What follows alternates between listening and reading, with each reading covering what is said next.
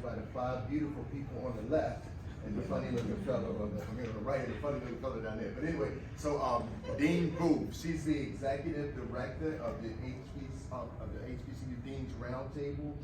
Everybody knows Provost Harvey. When I graduated, he was my first dean. I had mad respect and love for that man, and so he was the best. And then also I have another favorite dean too, and she's right there, Dr. Joanne Rowe.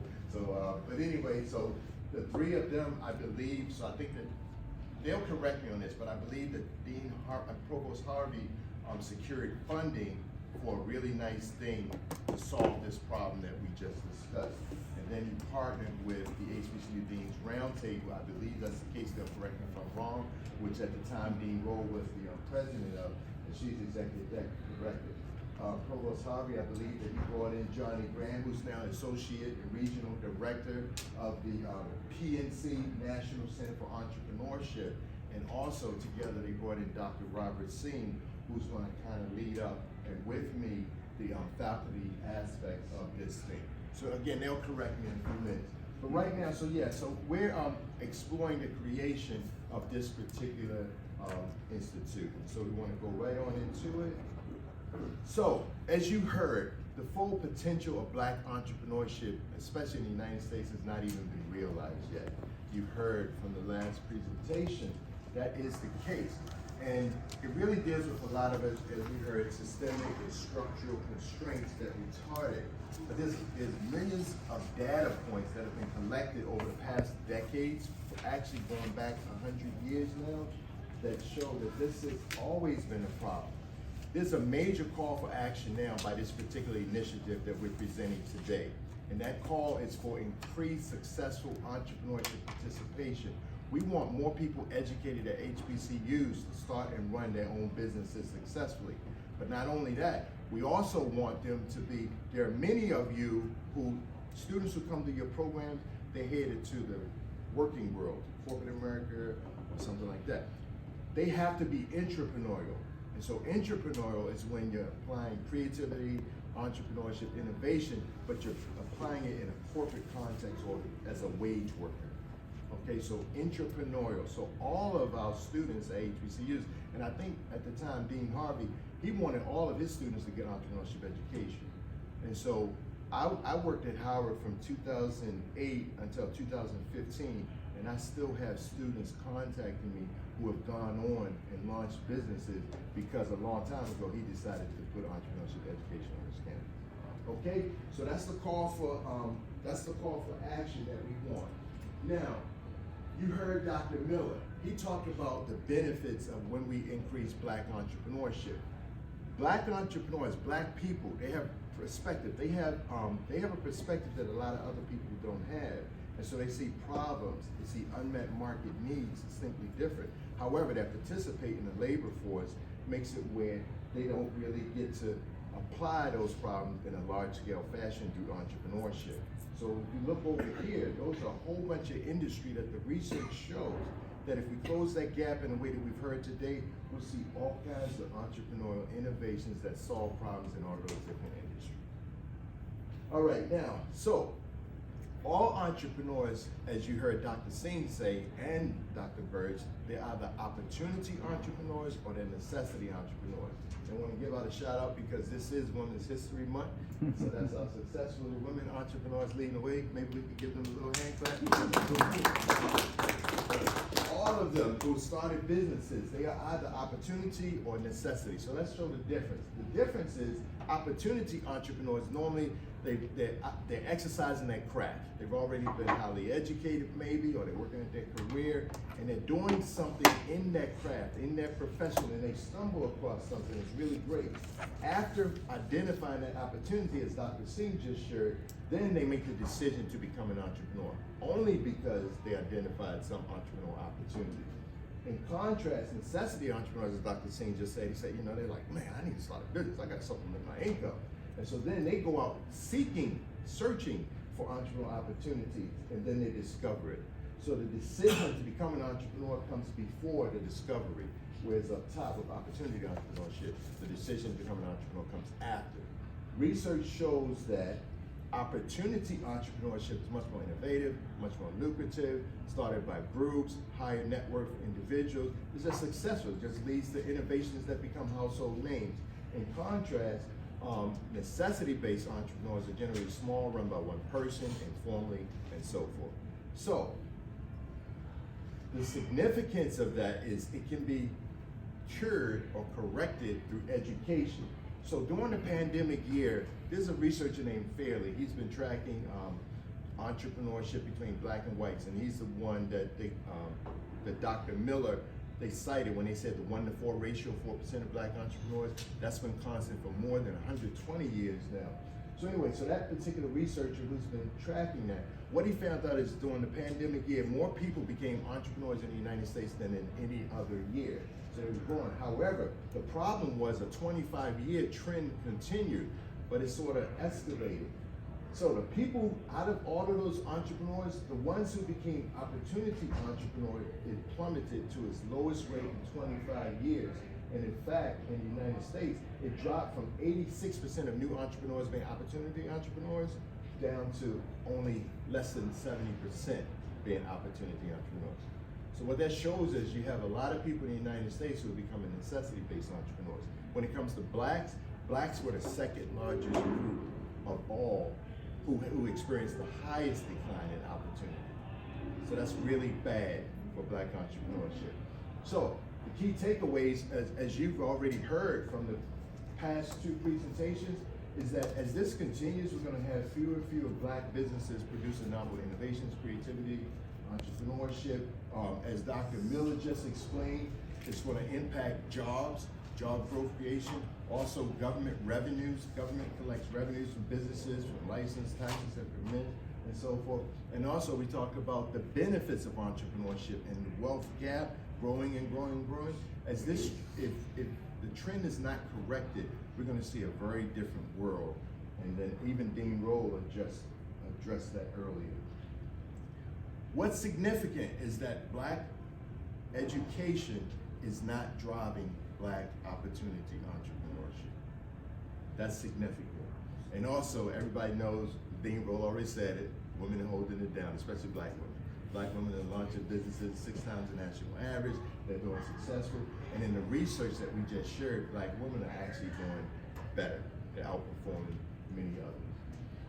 Okay, so these people right here, again, they came together and they said, we need to fix this. Everybody's been talking about what HBCUs need to do. There's a whole bunch of research, but this group came together and said, no, let's do something about it. So they did something about it. And so what they're doing is they're producing this Entrepreneurship Education Institute. The main goal is to improve the quality of entrepreneurship education taught at HBCUs.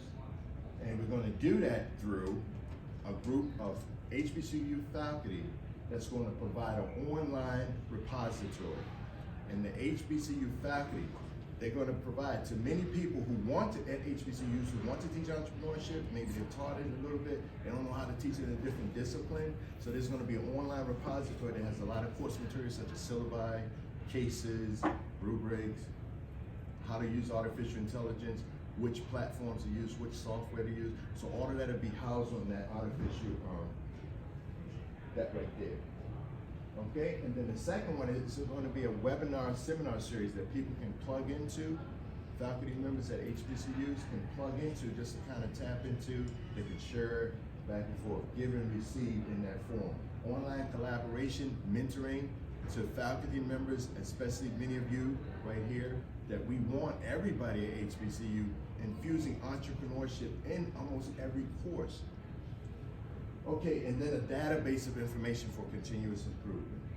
All right, so as many of you have probably already heard, 10 faculty members are about to be nominated by the HBCU Dean's Roundtable. And once nominated, they're going to be sent to Babson College. There's a 4-day trip. There's a 4-day conference. Babson College is arguably the leading entrepreneurship institute in the world. It's up in Boston. Dr. Singh and I, we just went through the training. We were sent by the HBCU Dean's Roundtable earlier this year. And so they provided a lot of value, a lot of benefit, and gave us activities that our HBCUs need to be doing what everybody else is doing. Okay, and so the HBCU faculty mentors, they'll come by. Once they go through the Babson training, the expectation is they'll come back starting in June, which I'm about to show you, and they'll start sharing those experiences with the HBCU community. All right, so really what we're really trying to do is just create an ecosystem that everybody likes, and it solves some of these problems that we just presented. Now, many of you probably, have you all already seen the call looking for mentors? Is everybody in here? Yes. Okay, good. All right, so you've read all of this, but so mainly we're really looking for somebody who has taught entrepreneurship to be able to mentor others on how to teach entrepreneurship. And so we're also looking for people who are really passionate about infusing entrepreneurship in their programs, and so collaborative. So those are the types of people. So you probably already heard how to submit your CV, letter of recommendation from your dean, your statement of how you meet those criteria. Now, don't look at all of those criteria right there and say, you know what, I don't even qualify because I've never been collaborative. still apply, and then we might say, yes, you have.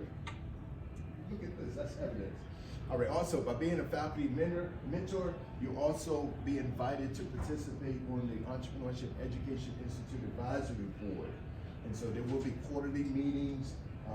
Also, you'll be providing content. If you're a faculty mentor, you're gonna go up to Babson, you're gonna go with other people, and so you're gonna provide content. You'll serve as a mentor to the other people. And also, you'll have an opportunity like Dr. Burge, with his AI neuroscience, you have an opportunity to make sure that gets infused. What Dean Rowe just said, what Dr. Singh just said. So as faculty mentors, you'll be able to get that and participate in the conversation. This is the second to the last slide, which is, how many of y'all heard that the hottest ticket in town in June is going to be right there? And it's going to be June 19th, June 23rd. It's going to be at the Gaylord National Resort. And so it's a Howard University PNC Center collaboration. So at that particular entrepreneurship event, Dr. Graham, I believe, is spearheading. I'm not really sure about that. So anyway, at that particular event, the EEI is going to be announced kind of to the world. That's the expectation. All right, and then at that event, there are going to be 2 dedicated sessions. And just what we're going to be talking about is the challenges facing Black entrepreneurs in our ecosystem. We've heard a lot of that, but there's a lot more to the surface. I've been researching Black entrepreneurs and publishing and teaching in entrepreneurship since 2002, and I met that man. He changed my life. I was in a PhD program to become a consultant, but then I met him, and then all of a sudden I became a professor. But I like being a professor. But anyway, so we're going to really unpack that, and there's a whole lot more to it. Y'all have heard some of the comments, and some of you in the room are like, wait a minute, there's a little bit more to that story. And so that's what we're going to be discussing, that how entrepreneurship can be used to address many of the socioeconomic problems that have been plaguing our Black community. I won't even mention them. I think everybody in here knows what they are. The wide range, different types of entrepreneurship students. You have entrepreneurship students in different disciplines. You have a lot of different walks in life. Demographically, designing entrepreneurship courses and programs, classroom approaches, and then also a brainstorming session at that event. Again, many people sit on the sideline and then they watch somebody try to do a new initiative and then they just want to beat it down like, how are they going to run a program that don't even have neuroscience, you know what I mean? And so this is y'all chance to be in the conversation. And I say y'all, I don't mean that, but this is everybody's chance to show up. Everybody in this room has a lot to contribute. This is a major initiative, it's extremely important. And so we're trying to just get it right.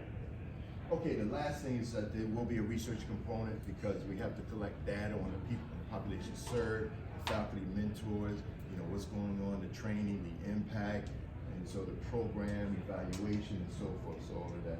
So that really, I really thank the group again. They brought me on the team after they had really done the work. So I really appreciate them. Just want to give honor to Provost Harvey, Dean Rowe, Dr. Booth, Dr. Graham, Dr. Singh for doing this. So I'd like to maybe call up Dr. Singh if he'd like to come up.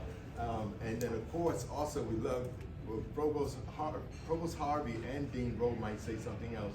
and then maybe, did y'all wanna come up? That would be nice. I think I can talk from here. Okay. All right, one last thing I'd just like to say, Dean Roll, 5 minutes.